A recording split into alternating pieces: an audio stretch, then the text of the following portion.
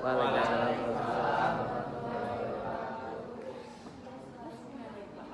Langsung ya, kenalkan boleh aku cerita.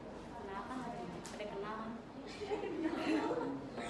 Jadi saya akan ceritakan cerita hikayat yang berjudul Abdullah. Abdullah berasal dari keluarga yang terpelajar dan dia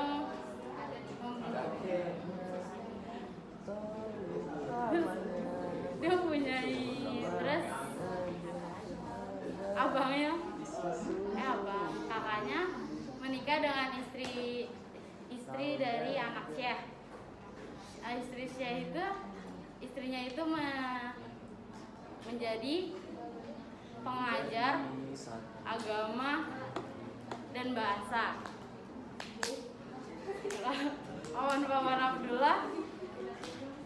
Paman Abdullah menjadi pengajar bahasa dan agama. Lalu dia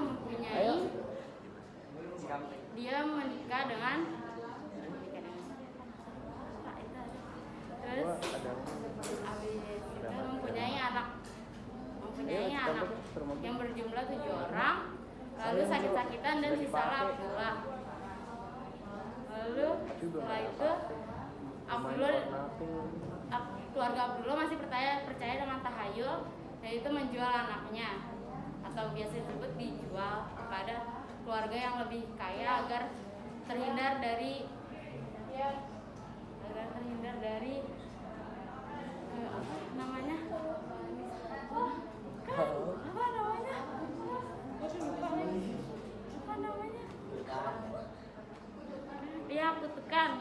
kutukan yang mereka percayai.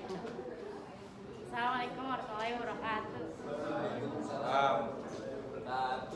Jadi digabung lagi tuh ya analisisnya di rumah.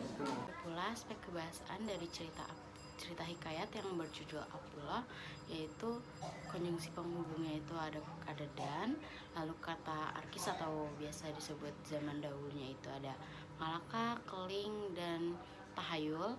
Lalu gaya bahasanya itu majas paradoks. Intrinsik itu menjelaskan tentang tema, tokoh, gaya bahasa, alur cerita, latar, sudut pandang, dan amanat. Temanya itu menggambarkan tentang keadaan Abdullah pada saat itu. Tokohnya itu ada Abdullah, paman Abdullah, kakak Abdullah, datuknya yang bernama Syekh Abdul Qadir, kakak Abdullah, ayah Abdullah yang bernama Abdul Qadir. Gaya bahasanya itu adalah majas paradoks atau penggambaran keadaan. Alur ceritanya itu adalah Abdullah adalah keturunan keluarga yang terpelajar. Datunya bernama Syekh Abdul Qadir. Syekh Abdul Qadir seorang Arab dari Yaman yang menjadi guru agama dan bahasa. Ia bertempat tinggal di Nagore Kling dan kawin dengan seorang wanita Kling. Latar tempatnya itu ada di Nagore Kling. Lalu sudut pandangnya itu, bila saya ada di dalam cerita tersebut, dan menjadi Abdullah, saya akan berusaha sekuat tenaga agar cepat kembali pulih dan meminum ramuan herbal pada zaman dahulu agar kita cepat kembali pulih, karena kan pada zaman dahulu banyak sekali ramuan-ramuan herbal yang dipercaya bisa menyembuhkan penyakit. Lalu amanatnya itu adalah sayangi keluargamu dan banyaklah bersyukur atas setiap yang engkau miliki, atau dalam setiap yang kalian miliki, termasuk keluarga, teman, terus kelebihan dan kekurangan kamu mungkin. Terus dari situ ada pokoknya itu mengajarkan kita untuk bersyukur atas apa yang sudah kita miliki dan tidak boleh berlebihan. Terus yang kedua ada ekstrinsik,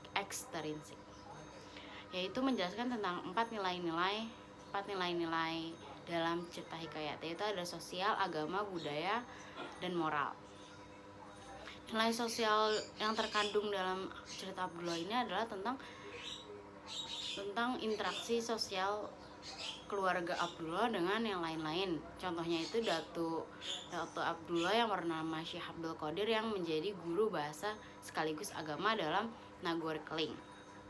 Ayahnya juga sebagai pedagang yang otomatis itu melakukan interaksi sosial dengan pembeli. Yang kedua ada nilai agama. Nilai agama yang terkandung dalam cerita Abdullah ini adalah tentang ayah Abdullah yang bekerja sebagai pedagang, seperti yang diceritakan yang tertulis dalam buku agama Islam. Dalam penyebaran agama Islam itu kan ada yang tentang pedagang, mungkin bisa dari situ. Terus datuknya juga menjadi guru agama, ayahnya juga sekaligus guru agama dan pedagang di wilayah tersebut. Lalu yang kedua ada nilai budaya. Nilai budaya dalam cerita hikayat Abdullah ini adalah yang di bagian komplikasi maksudnya. Lalu yang di situ yang dijelaskan adalah tentang Abdullah yang akan dijual karena orang-orang di situ masih percaya akan tahayul yang ada. Kalau misalkan Abdullah dijual dengan orang yang lebih kaya dan lebih banyak anaknya, Abdullah akan selalu dimanja dan dia akan hidup lebih lama. Nilai moral yang dapat kita ambil adalah nilai-nilai tentang akhlak dan sikap Abdullah, terus Datu ayahnya juga. Lalu amanat yang bisa kita ambil juga bisa. Mungkin segitu aja dari saya. Wassalamualaikum warahmatullahi wabarakatuh.